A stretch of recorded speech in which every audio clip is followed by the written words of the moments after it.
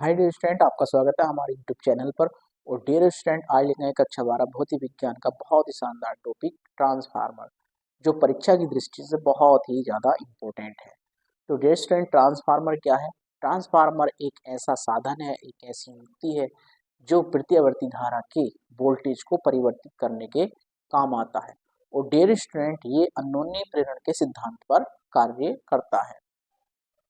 तो dear student, transformer दो प्रकार के होते हैं। एक ट्रांसफार्मर वो होते हैं जो वोल्टेज को बढ़ाते हैं, और दूसरे प्रकार के ट्रांसफार्मर होते हैं स्टूडेंट जो वोल्टेज को कम करते हैं। जो वोल्टेज को कम करते हैं वो अपचाई ट्रांसफार्मर कहलाते हैं, और जो वोल्टेज को बढ़ाते हैं वो उच्चाई ट्रांसफार्मर कहलाते हैं। तो डियर स्टूडेंट, कुछ डेफिनेशंस हमने इसके लिख दी हैं। क्या है डियर स्टूडेंट? कि ट्रांसफार्मर क्या है? ट्रांसफार्मर अन्योन्य प्रेरण के सिद्धांत पर कार्य करने वाली एक ऐसी युक्ति या एक ऐसा साधन है जो प्रत्यावर्ती धारा के विभव को परिवर्तित करने के काम आता है। परिवर्तित मतलब डियर स्टूडेंट घटाता है या फिर बढ़ाता है वोल्टेज को। तो डियर स्टूडेंट, जब बढ़ाता है या घटाता है वोल्टेज को, तो ये ट्रांसफार्मर दो प्रकार के हो गए। यानी कि ट्रांसफार्मर दो प्रकार के होते हैं।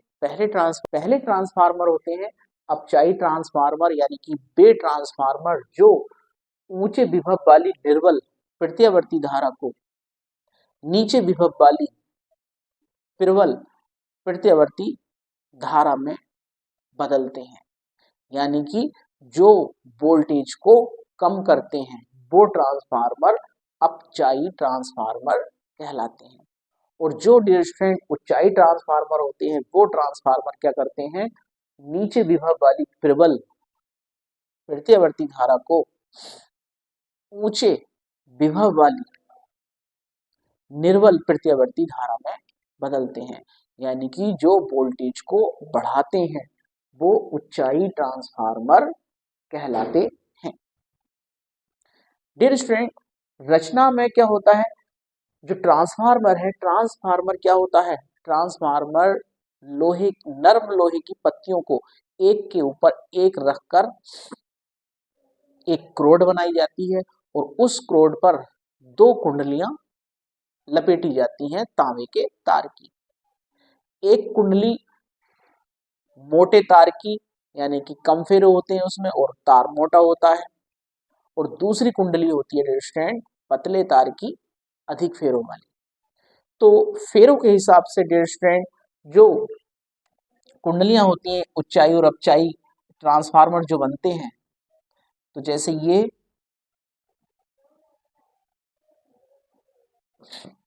एक ट्रांसफार्मर की कुंडलियां हैं,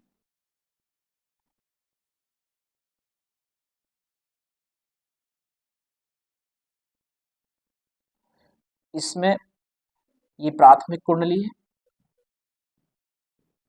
और ये डियर स्टूडेंट द्वितीयक कुंडली है। इसकी प्राथमिक कुंडली में मोटे तार के कम फेरे हैं और इसकी द्वितीय कुंडली में पतले तार के अधिक फेरे हैं। तो ये डियर स्टूडेंट क्या है? उच्चाई ट्रांसफार्मर। और डियर स्टूडेंट, अगर प्राथमिक कुंडली में पतले तार के अधिक फेरे हैं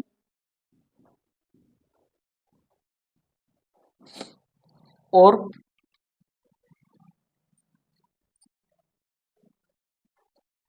द्वितीय कुंडली में मोटे तार के कम फेरे हैं, तो वो ट्रांसफार्मर कैसे होते हैं? अपचाई ट्रांसफार्मर। तो रचना में क्या है डियर स्टूडेंट? रचना में क्या है?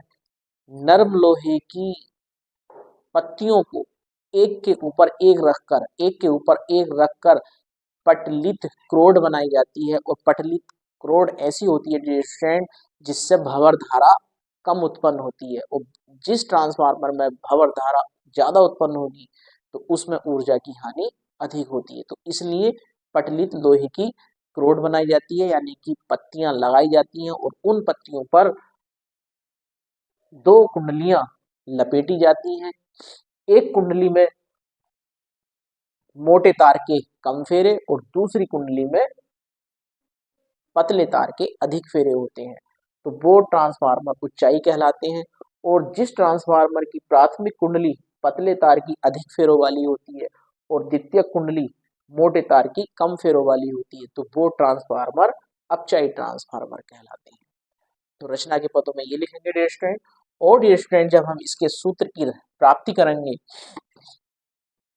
यानी कि कार्य विधि में सूत्र की प्राप्ति करेंगे, डियर स्टूडेंट, मानेंगे कि माना प्राथमिक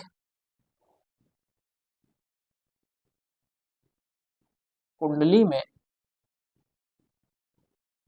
तार के एनपी फेरे हैं तथा प्रत्येक फेरे का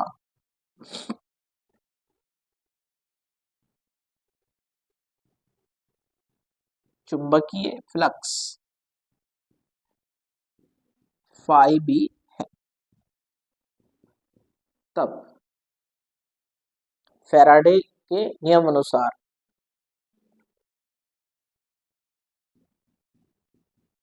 फैराडे के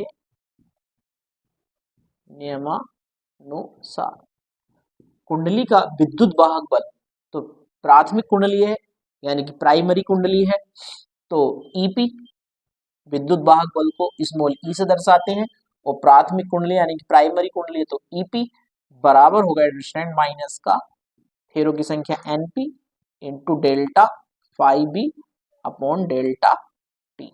इक्वेशन नंबर 1 मान ली। सेम प्रोसीजर दूसरी कुंडली के लिए करते हैं, यानी कि द्वितीय कुंडली के लिए। द्वितीय कुंडली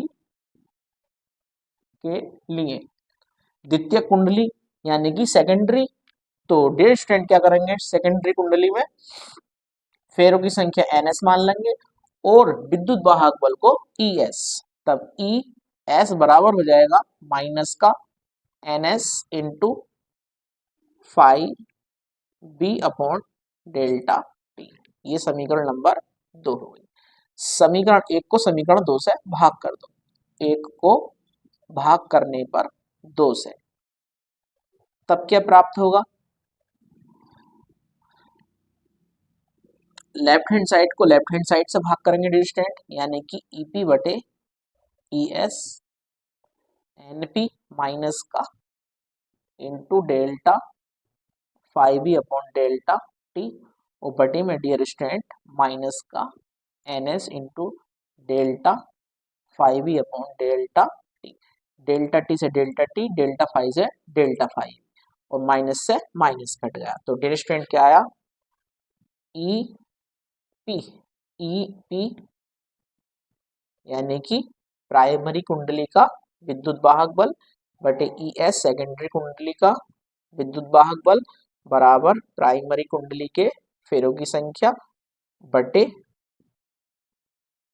द्वितीय कुंडली के यानी कि सेकेंडरी कुंडली के फेरों की संख्या। तो डियर स्टूडेंट, अगर विद्युत वाहक बलों में संबंध निकाला है और फेरों में संबंध निकाला तो ये हो गया, और अगर कुंडली में विभवांतर BS और BP है तो डियर स्टूडेंट क्या हो जाएगा,